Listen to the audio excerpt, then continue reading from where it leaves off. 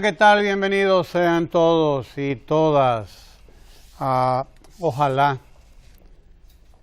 ¿Qué es eso de apegarse al poder por el poder? Eso aquí no existe en la República Dominicana.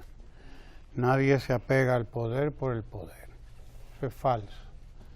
No ha ocurrido hasta donde sepamos después de Balaguer, por lo menos, ¿verdad? Esa es la cuestión. Después que sepamos. Estamos ejecutando un programa de gobierno, un programa de trabajo, y de eso es de lo que hay que hablar. Un programa que indudablemente está llamado a transformar la República Dominicana en los próximos, digamos, 5, 10 años. Por fin estamos aplicando un programa de trabajo, programa de gobierno, llamado a provocar cambios fundamentales. De hecho, ya está provocando cambios fundamentales, principalmente en lo que tiene que ver con todos los pobres de la República Dominicana, con los sectores más pobres, los excluidos, los marginados, que son marginados por la sociedad, además, que son marginados por el sistema económico sobre todo, sistema social, que produce marginación, sistema económico, social y político también, claro, que ha producido mucha pobreza, mucha desigualdad en la República Dominicana, por primera vez probablemente en muchos años, en muchísimos años.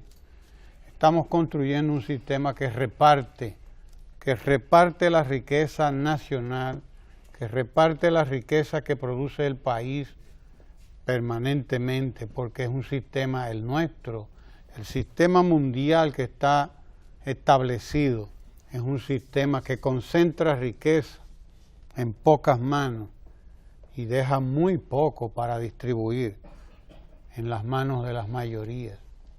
Eso debía condenarlo esta carta pastoral de la Iglesia, que habla de apego al poder y que habla de corrupción y de impunidad, en un momento en el que en la República Dominicana se lleva a cabo una de las más significativas luchas contra la impunidad precisamente, contra la corrupción, cuando más medidas se han tomado para precisamente garantizar que los fondos del Estado vayan a donde tienen que ir. La riqueza que producimos todos, además que no se concentre en pocas manos, en las mismas manos. Eso es lo que debe hacer esta gente, eso es lo que debe hacer cada pastoral de la iglesia. Debía hacer un reconocimiento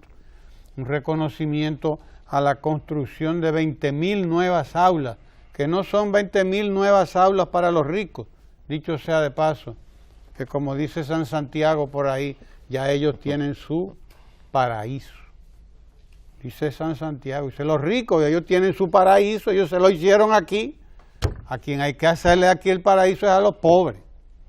Claro, esos son los que no lo tienen. Por eso dice la Biblia que son los bienaventurados, ¿verdad? Vamos a predicar todo aquí a propósito del 21 de enero, que ya se acerca ahí el día de la Altagracia, dicho sea de paso. Debían hacer una carta pastoral de felicitación al gobierno dominicano por los más de 20,000 nuevas aulas, que pronto serán 30,000 nuevas aulas. Ese es el propósito de la revolución educativa que se ha implantado en la República Dominicana, la construcción de casi 30,000 nuevas aulas. Eso era lo que tenía el sistema educativo dominicano.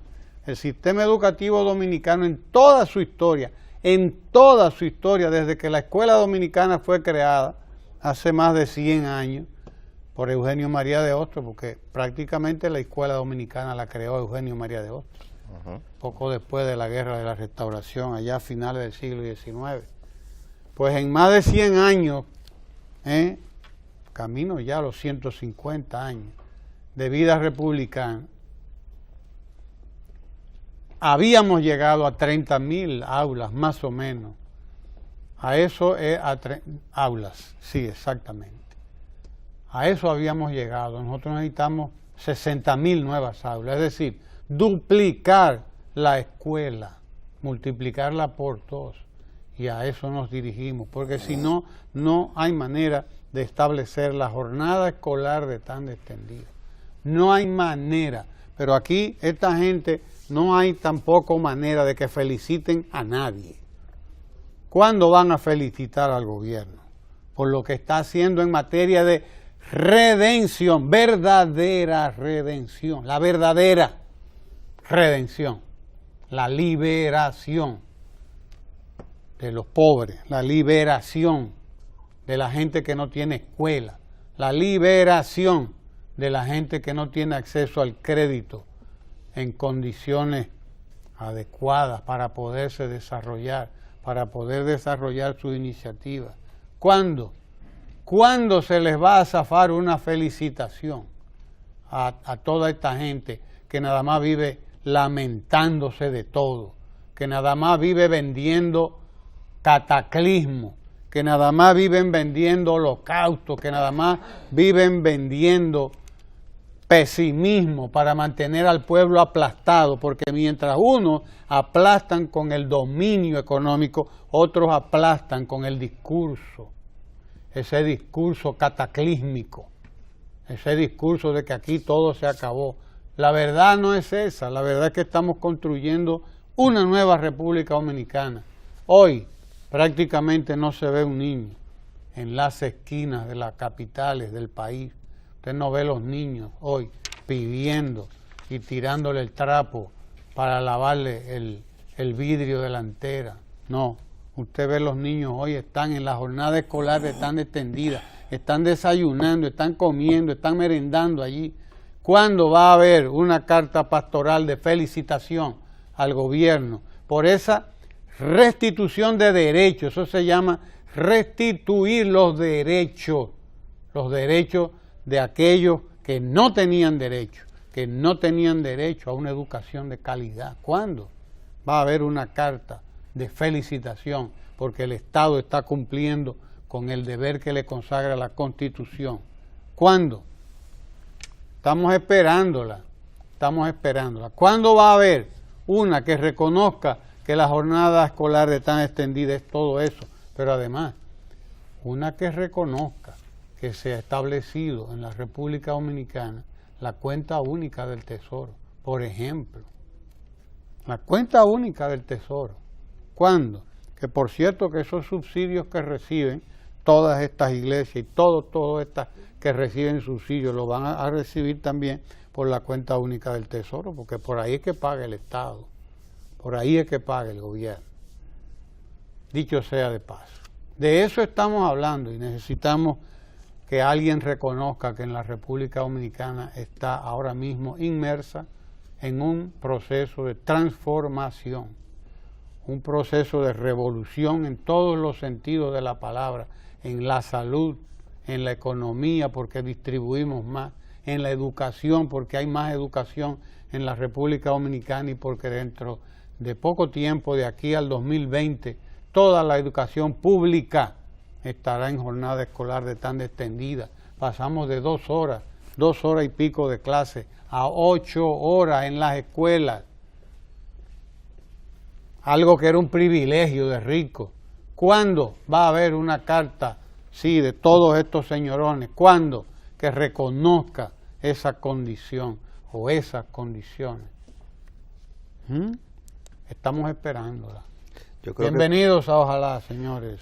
Muy buenos días, amigos de Ojalá. ¿Usted es aguilucho? ¿Usted no es aguilucho? No, el aguilucho es el doctor Cárdenas que está por aquí. Nuestro más sentido pésame al doctor Cárdenas. Ya terminó el campeonato, ¿verdad? No hagan bullying porque hay buen defensa. Ha terminado el campeonato. Acoso. Ganó el Licey ayer. No, solamente es un preludio de lo que va a pasar. Adelante, Sergio Pérez. Sí, yo Amaro. creo que me gustaría también ver una carta pastoral que resaltara lo que hizo Eugenio María de Hostos, porque vale recordar que fue precisamente Eugenio María de Hostos quien por el arzobispo Meriño fue casi excomulgado. No lo llegaron a excomulgar porque no pudieron, pero intentaron excomulgarlo, precisamente por eso, por crear una revolución educativa a través de el sistema de escuelas normales que dio origen a la educación dominicana. En ese sentido, yo creo que sería también interesante una carta pastoral que felicitara lo que se está haciendo con esta revolución educativa y enmendara eso que se le hizo a Hostos. Inclusive cuando se iban a trasladar los restos de Hostos al Panteón Nacional, hubo una oposición también de esa misma iglesia que emite esta carta pastoral, en donde hay muchos sacerdotes que tienen la preocupación genuina por los ciudadanos dominicanos y hacen una encomiable labor, pero hay una cúpula que a veces se olvida de la situación real que atraviesa la República Dominicana y en vez de enfocar de manera integral lo que es la corrupción, por ejemplo, que atraviesa integralmente a la sociedad dominicana, porque la corrupción no viene solamente del Estado en ningún lugar. La corrupción es el resultado de un conjunto de valores que atraviesa transversalmente la sociedad y que desde el Estado se puede ir combatiendo precisamente con políticas públicas de transparencia, tal como se ha estado haciendo en esta gestión de gobierno. Y que para ser justo comenzó a hacerse con la transformación institucional del Estado que experimentó la República Dominicana a partir del año 1996. Entonces, yo quisiera resaltar, amigos de Ojalá, una situación, algo trascendental que pasó el día de ayer. Y me refiero a la tercera reunión ordinaria del Pleno Nacional del Consejo Nacional de Competitividad. Resulta, para que tengamos una idea, que República Dominicana se acostumbró a no competir. República Dominicana, por mucho tiempo, las empresas privadas no competían, no desarrollaban destrezas ni habilidades, y había un aparato burocrático, y hay todavía un aparato burocrático muy retrasado, un aparato burocrático lento. Sin embargo, se comenzaron a tomar medidas y vale recordar que con la ley 1-06 se creó el Consejo Nacional de Competitividad. Este consejo buscaba o busca desarrollar destrezas y capacidades y hacer a la República Dominicana cada vez más competitiva. Es una entidad público-privada. Pero ¿qué resulta? Que este Consejo Nacional de la Competitividad no había entrado en plena vigencia porque el pleno del Consejo no había sido nombrado.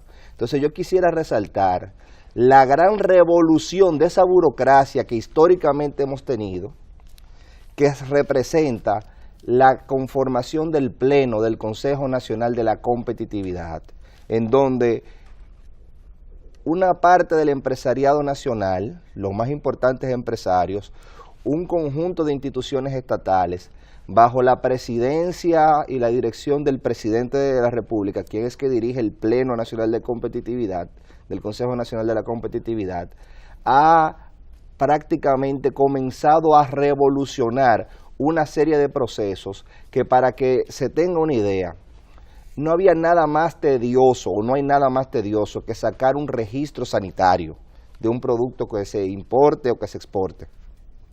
Si usted importa un producto, ese registro sanitario tardaba 2, 3, 5 años inclusive.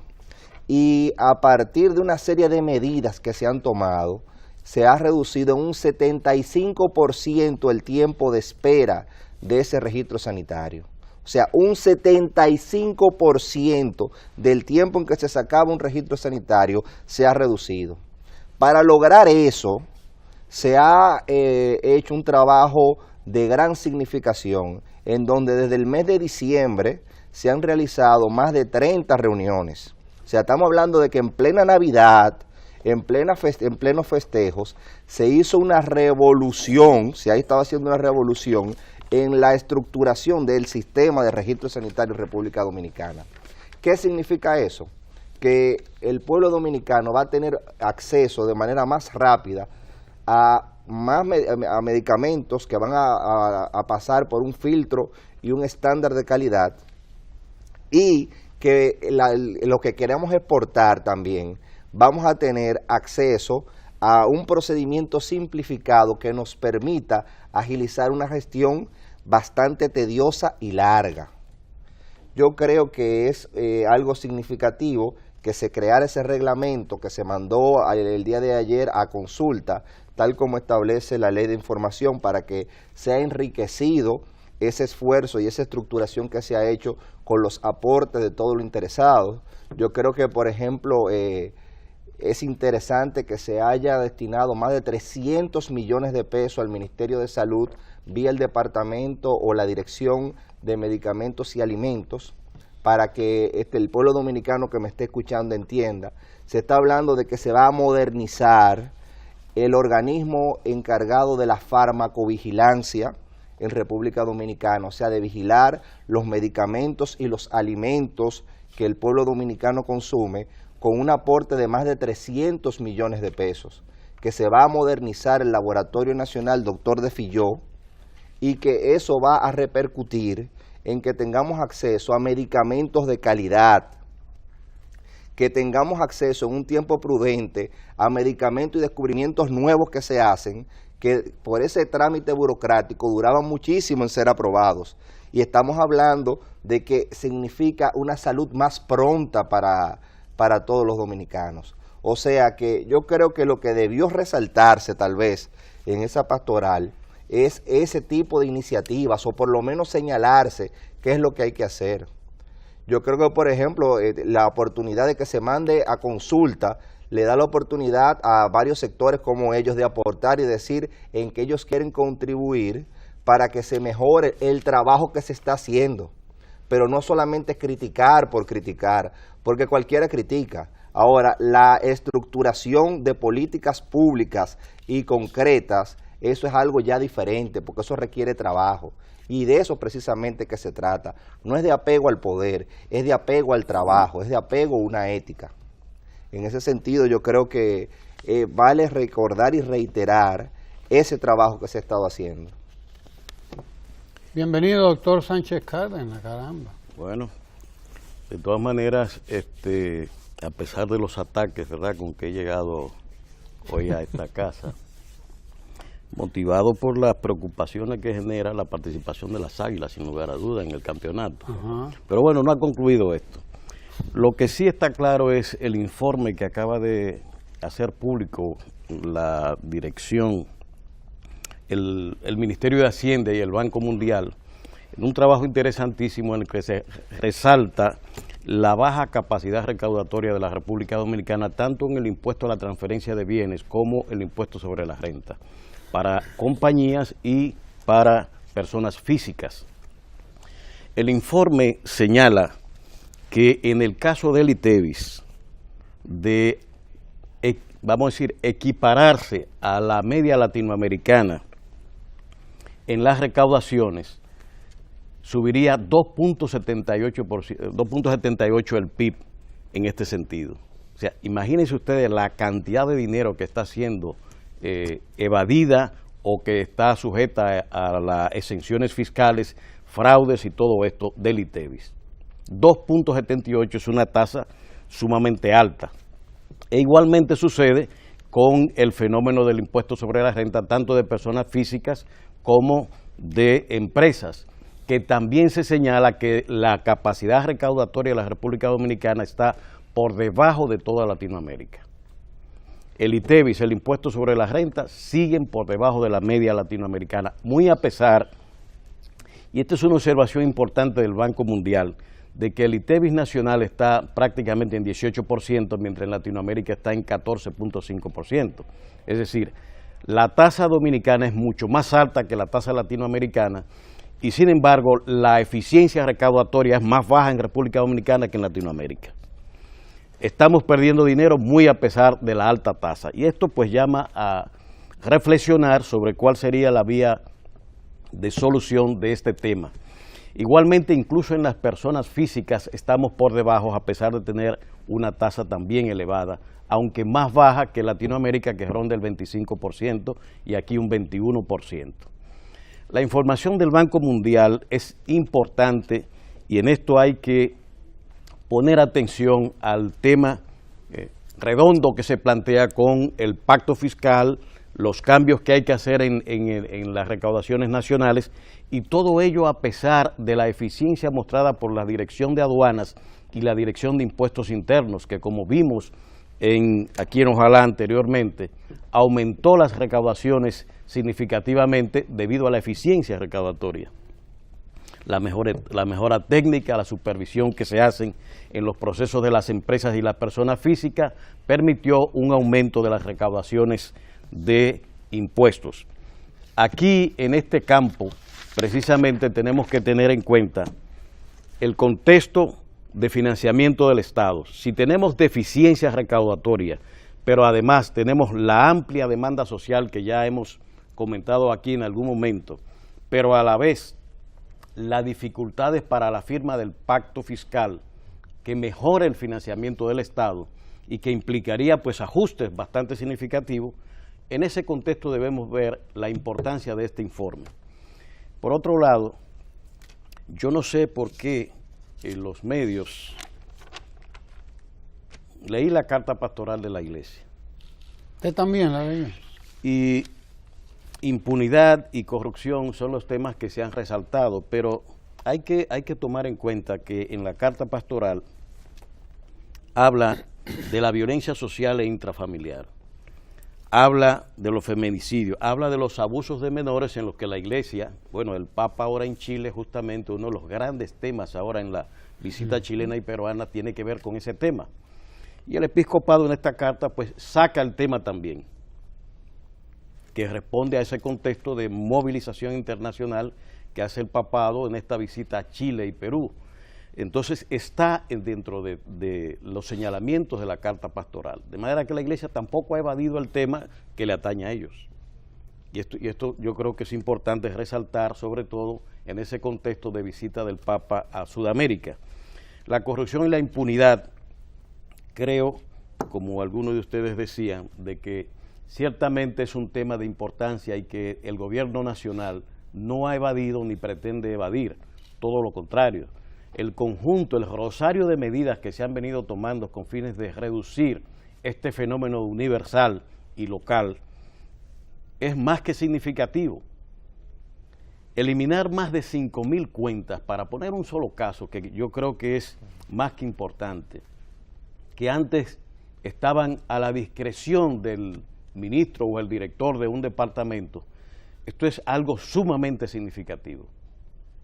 Las comisiones que se han creado de veeduría que acompañan a los ministerios y a las direcciones en términos de ir viendo cómo se da el proceso de administración pública es algo que no teníamos en el país. Si todo este conjunto de medidas que se han tomado no son una acción clara de acción contra la impunidad y la corrupción del gobierno, entonces nosotros no entendemos de qué es que vamos a hablar. Si es que cada gobierno que llega tiene que cortar cabezas, ¿verdad?, y resolver un tema que ningún gobierno que yo sepa ha resuelto en ninguna parte del mundo. Se ha reconocido la existencia de la corrupción y por eso las medidas. Si no hay un reconocimiento de que hay este fenómeno en la sociedad dominicana por parte del gobierno nacional, pues no tendría que tomar ninguna medida como esta que estamos señalando. Se han tomado precisamente porque se hace el reconocimiento de ello. Ahora, la corrupción pública y privada, que no es, ni se puede entender la corrupción como un fenómeno público nada más, aunque este duela tanto, y debe doler a todos ciudadanos responsables. Pero la combinación de ambas es el gran fenómeno. No existe corrupción pública sin la corrupción privada. Lo demás son puros cuentos. Entonces aquí, en este campo y en cualquiera de los temas que señala aquí la carta del episcopado, es público y privada todas las acciones en conjunto. ¿La violencia intrafamiliar implica políticas públicas con fines de reducir el fenómeno? Pues sí, pero también hay deberes y responsabilidades privadas que tienen que cumplirse y armonizar con las políticas públicas para que la sociedad pueda tener un resultado adecuado, lograr los objetivos que todos queremos. No es verdad que de manera parcial, focalizando en lo público, se puede entender ninguno de los fenómenos, ni el fiscal, ni este de la corrupción tampoco. Hay derechos, hay deberes que cumplir, y precisamente cuando se habla de corrupción e impunidad, también hay deberes que no se cumplen de parte de los sectores privados y públicos, pero hay deberes ciudadanos que tampoco se cumplen y que se involucran ahí. No solo el funcionariado público, sino también el interés privado que habitualmente, en alianza con los sectores públicos comprometidos en la corrupción, producen ese fenómeno. Entonces, la Carta del Episcopado yo creo que hay que entenderla en el contexto de simplemente temas muy variados que han sido reconocidos en ella y que entiendo que el gobierno nacional ha estado prestando atención a todos estos fenómenos, incluso aquellos de los abusos a menores, en el que algunos curas ya están en la cárcel, ¿verdad? Para no mencionar nombres. Así es. Mire, bueno que usted traiga a colación esas cifras del Banco Mundial, ¿no? O el Banco Interamericano. Banco Mundial. El Banco Mundial, sí, porque precisamente pone el dedo en la llaga el Banco Mundial al señalar los altos niveles de evasión. Altísimos niveles de evasión fiscal en países como el nuestro. Esa evasión, desde luego, tiene que ver con uno de los grandes fenómenos de corrupción. Es uno de los grandes fenómenos de corrupción, la evasión fiscal que practican sectores que no son precisamente del Estado, porque a quien le evaden, a quien eluden, es al Estado precisamente. No es a otro. Me gustaría ahí volver a la conceptualización que hacía el profesor Juan Bosch en El Estado, sus orígenes y su desarrollo, cuando planteaba que el Estado es una estructura de poder permanente y el gobierno es quien dirige esa estructura. En el caso actual, nosotros estamos ante un gobierno que ha venido realizando una transformación parcial y progresiva, pero dentro de un orden democrático del Estado dominicano. Un Estado que fue construido en base a la corrupción de gobiernos tiránicos como el de Trujillo. Como todos los estados, además. Sí, casi todos los estados. El proceso de acumulación originaria, que los estados han servido para permitir que se acumulen capitales, los grandes capitales, contó con una estructura que le favorecía a esos sectores que acumulaban. Ese proceso de acumulación originaria, en República Dominicana en particular, se produce en el gobierno de Trujillo, en la era de Trujillo, y se crean grandes capitales. Y por eso yo señalaba ahorita la importancia del Consejo de Competitividad, porque esa formación del empresariado nacional o de esa oligarquía no estaba acostumbrada a competir, estaba acostumbrada a acumular en sociedad con el Estado. Entonces se ha ido desmontando esa estructura estatal por una transformación progresiva del Estado. ¿Que falta mucho? Claro que falta mucho, por eso se están tomando políticas y se van a seguir tomando políticas. ¿Que hay escándalos a cada rato? Claro que hay escándalos, porque ahora hay una cosa que se llama transparencia, donde cualquier ciudadano puede monitorear lo que está pasando en una institución por una página web. O sea, el proceso de seguimiento y de observación se acrecienta cada día más, y es bueno porque vivimos en una sociedad plural donde hay grandes cambios tecnológicos y que el Estado tiene obligatoriamente que adaptarse, pero se está haciendo. No es que estamos peor, es que se están tomando las medidas correctivas y por eso a veces salen escándalos, pero hay todo un ordenamiento institucional que está corrigiendo eso, y como señalaban ustedes ahorita, o sea, la creación de la cuenta única viene a eliminar ese desorden de muchísimas cuentas y de poco control. Ahora aquí tenemos un control de el dinero del pueblo y hay un monitoreo constante, vuelvo y repito, no solamente por las veedurías, sino por la utilización de la tecnología de la información y comunicación que permiten un monitoreo ciudadano de la gestión pública.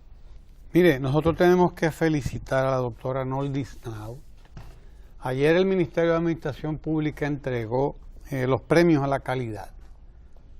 Premios a la calidad de las instituciones públicas, y también es un premio que reconoce iniciativas privadas, pero en este caso va dirigida a las buenas prácticas en la administración pública. Y hay un premio importante que fue otorgado al Hospital Pediátrico Dr. Hugo Mendoza. El Hospital Pediátrico Dr. Hugo Mendoza, que dicho sea de paso, es uno de los grandes hospitales que fueron muy modernos, hospital modernísimo, es parte de esa ciudad sanitaria que está terminando ya de construir el presidente Danilo Medina, y que tendrá que ser entregado probablemente ya en este año. Son 12 magníficos edificios, y como parte de esas iniciativas de modernización de la salud en la República Dominicana, pues hace ya unos años que está funcionando el Hospital Pediátrico Dr. Hugo Mendoza. Nosotros tenemos por ahí un video de la doctora Noldis Naud y del Hospital Pediátrico Dr. Hugo Mendoza, que me gustaría que lo pusiéramos en pantalla para que usted vea de qué es que estamos hablando. Estamos hablando de uno de los hospitales con tecnología de punta aquí en la República Dominicana, con todo el equipamiento modernísimo que usted pueda imaginar. Y además la doctora Noldis Naud, que ha hecho ahí una administración estupenda, una joven médico, dicho sea de paso, una joven doctora, que está indudablemente ofreciendo un ejemplo de administración de un recurso importantísimo del pueblo, que lo es ese hospital Dr. Hugo Mendoza. Vamos a compartir ese corto video sobre el hospital pediátrico Dr. Hugo Mendoza, que fue galardonado con uno de los premios, Gran Premio Nacional a la Calidad y Reconocimiento a las Prácticas Promisorias del Sector Público, porque aquí hay gente que nada más tiene un palo para estar dándole palo al sector público. No se reconoce nada de lo que se está haciendo en este país, a pesar de que lo que se está haciendo es grande, es serio, es importante y es transformador. Aquí hay gente nada más que dedicada a resaltar de qué patas es que estamos cojeando los dominicanos para decir, ¡ay, los dominicanos! No, los dominicanos y las dominicanas estamos construyendo un país nuevo. Nos tomará tiempo, nos está tomando tiempo, yo creo que y así tiene que ser. Todo lo bueno toma tiempo. Yo creo que ni siquiera señalan de qué pata que se cojea, que se está señalando que el camino está difícil. Ojalá se señalara de qué pata se está cojeando, porque así por lo menos fuera un aporte. Ahora lo que se está señalando es que el camino está duro, pero no se indica de manera precisa con qué. Ese premio a la calidad es el resultado de una transformación de la función pública. Ese Ministerio de Administración Pública es la evolución de la Oficina Nacional de Administración Pública, la ONAP, que se convirtió en un ministerio y que ha comenzado no solamente a eliminar lo que era el spoil system, el sistema de despojo, sino que ha introducido mecanismos modernos como ese premio a la calidad, donde se evalúan diferentes instituciones en función de sus resultados. Entonces, que un hospital dentro de la gestión pública califique y gane ese premio, revela el alto nivel de eficiencia y la transformación estructural que poco a poco se está gestando. Y sí, falta más, pero por ahí vamos. Vamos a compartir ese video de la doctora Noldis Naud para que se entienda por qué ese premio a la calidad en la gestión del Hospital Pediátrico Dr. Hugo Mendoza, uno de los hospitales más modernos que tiene ahora mismo la República Dominicana y probablemente nuestra región. Adelante, señor director.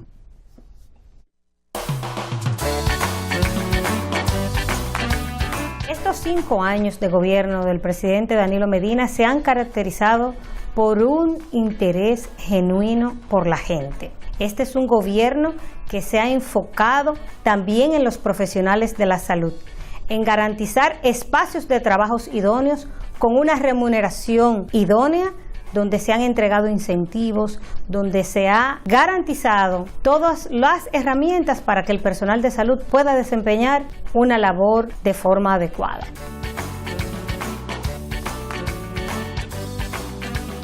En estos años, el Hospital Pediátrico Dr. Hugo Mendoza ha atendido 950,000 niños. Atendemos además diariamente en el área de emergencia un promedio de 200 niños y en el área de consulta entre 600 a 700 niños diariamente. Este es un hospital que cuenta con 4 niveles, con 166 camas, con 5 quirófanos, 4 en el tercer nivel, 1 en el área de emergencia, con una unidad de videoendoscopía pediátrica, la más moderna del país y del área del Caribe. Tenemos el servicio de neurocirugía, de ortopedia, neurología, endocrinología, hemato-oncología. En fin, resolvemos todos los problemas de salud de los niños de nuestro país. Todo esto se traduce en calidad de la atención para toda la población, haciendo énfasis en la población más vulnerable, que es la que más lo necesita.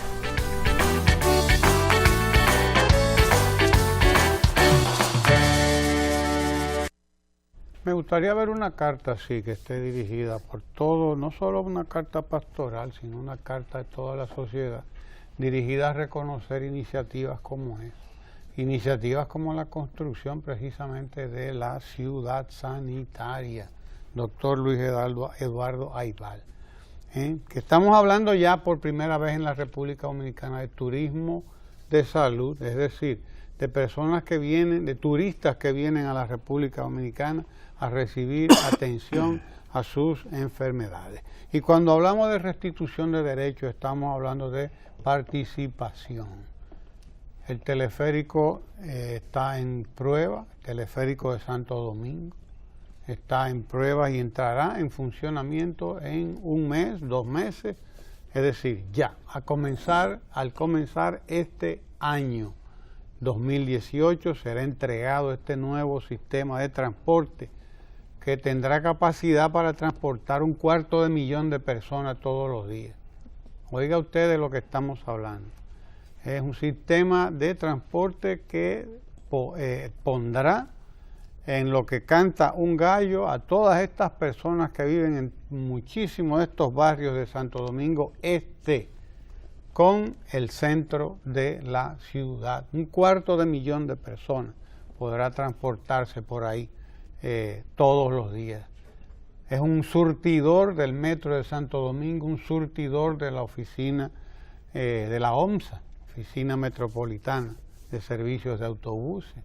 Y cuando hablamos de esto estamos hablando también de restitución de derechos. Debía haber una carta pastoral, sí, que reconozca que a toda esa gente se le está reconociendo el derecho que está consagrado en la Constitución de la República, que les está retribuyendo con lo poco que recauda el Estado Dominicano. Se está haciendo milagros y eso es importante. Estamos en época de milagros también, porque es un milagro lo que se está haciendo con la baja recaudación fiscal que tiene el país y con los altos niveles de evasión fiscal que hay en el país, con los altos niveles de evasión fiscal que el Banco Mundial cifra en un 2.8 del Producto Interno Bruto. O sea, nuestro Producto Interno Bruto pudiera estar actualmente en mucho mayor riqueza. Podría ser mucho mayor nuestro Producto Interno Bruto de nosotros, del Estado Dominicano, contar con los recursos que necesita para llevar a cabo iniciativas como esta, de las que estamos hablando, lo que tiene que ver con la calidad en el caso del hospital infantil Dr. Hugo Mendoza, y de lo que tiene que ver con el trabajo en la construcción de un sistema masivo de transporte, no que vaya dejando atrás los carritos y las guaguitas, los carritos urbanos y las guaguitas interurbanas también, que es un sistema de miseria. Lo que hacía era reflejar el sistema de miseria en que hemos vivido y el sistema de desorden en que habíamos estado hasta ahora. Prácticas como esta que reconoce el Ministerio de Administración Pública, y trabajos como este de construcción de medios masivos de comunicación, de transporte, son precisamente importantes adquisiciones del pueblo dominicano, reconocimiento de los derechos que tienen los más pobres a transitar y a vivir con decoro, ir por todas las partes que tengan que ir, con la comodidad, con la eficiencia y con la sostenibilidad, el precio que tiene, que debe ser. ¿Usted quiere decir algo? Sí, en esa misma línea. ¿Usted quiere hacer un reconocimiento al CAID? Sí, ¿verdad? En esa misma línea hay un tema sumamente sensible y tiene que ver con las personas que tienen necesidades especiales y condiciones especiales. Siempre ha sido una situación muy dolorosa para los familiares de las personas que tienen seres queridos con esta situación. Uno de ellos es el autismo. Entonces, en el día de ayer, el Centro de Atención Integral para la Discapacidad, el CAID, que tiene su sede en Santo Domingo Oeste, o sea, la sede de Santo Domingo Oeste, solamente en esa sede, 21 niños que tienen autismo terminaron ese plan terapéutico e hicieron un emotivo acto.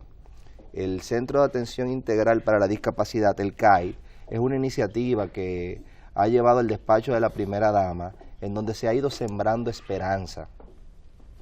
Esa siembra de esperanza en los niños y en las familias que han sufrido en carne propia lo que significa eso, que en República Dominicana no se contaba con un centro que pudiera ofrecer estas terapias y pudiera insertar, esto sí es revolución social, insertar a esos niños que tienen esa condición especial.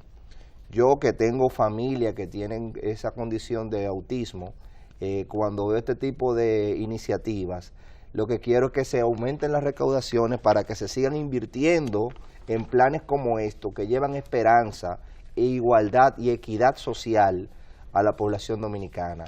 El acto fue muy emotivo y aparece, por ejemplo, un niño diciendo, con autismo, yo acabo de dar mi primer discurso. Sí.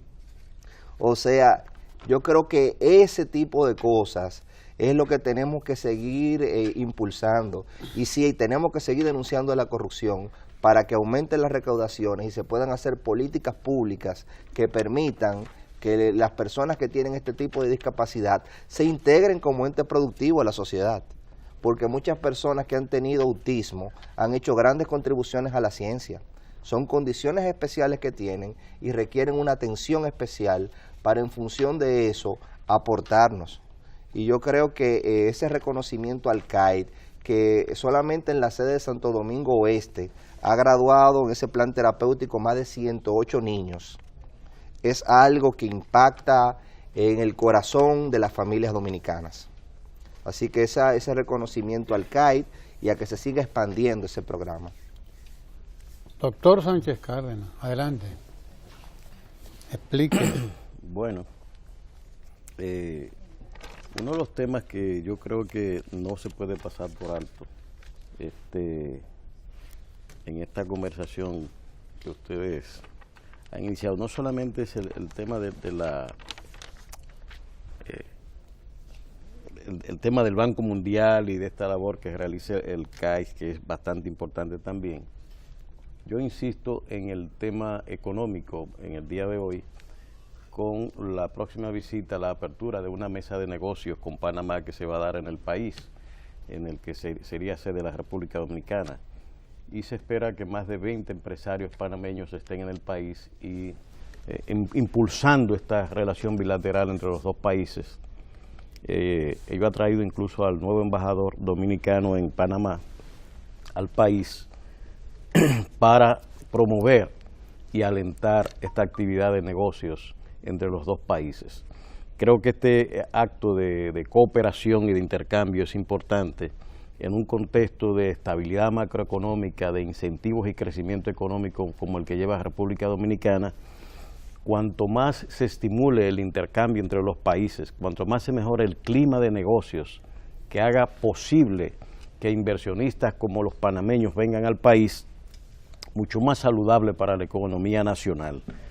Y en ese contexto de reforma fiscal planteada como una necesidad, las dificultades que hay en la recaudación y la eficiencia que hemos señalado y que señala el Banco Mundial en el documento recién publicado, la necesidad de atender, como está haciendo el gobierno nacional, y expandir las políticas públicas de protección social, cada vez más, si bien toda esta labor de aumentar la eficiencia recaudatoria, de mejorar mediante el pacto fiscal la eficiencia recaudatoria del Estado, también hay que seguir esta política de incentivo a la actividad económica nacional de manera que el crecimiento sea sostenible y que las inversiones sigan creciendo, creando más empleos y más actividad económica. Si a la vez que este proceso de expansión de los vínculos internacionales y de comercio crecen y vamos mejorando la eficiencia recaudatoria, pues nuestra economía cada vez más va a ir y profundizar los efectos sociales que tantos deseamos.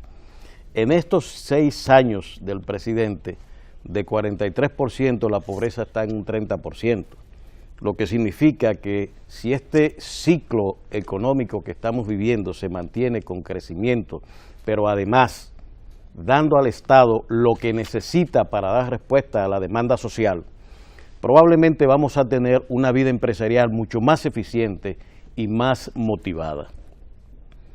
Es una combinación de factores que hay que impulsar y creo que la realización de esta mesa de negocio con empresarios panameños es importante y debemos resaltar y alentar. Ya lo está haciendo el embajador dominicano Tejeda ya en el país, que está aquí ya en el país.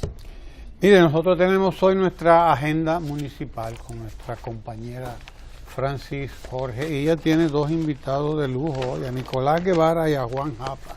Están ahí para su conversación de hoy, del plan Quisqueya Digna, de uno de los programas fundamentales, principales, de la Dirección General de Programas Especiales de la Presidencia, la DGPEP.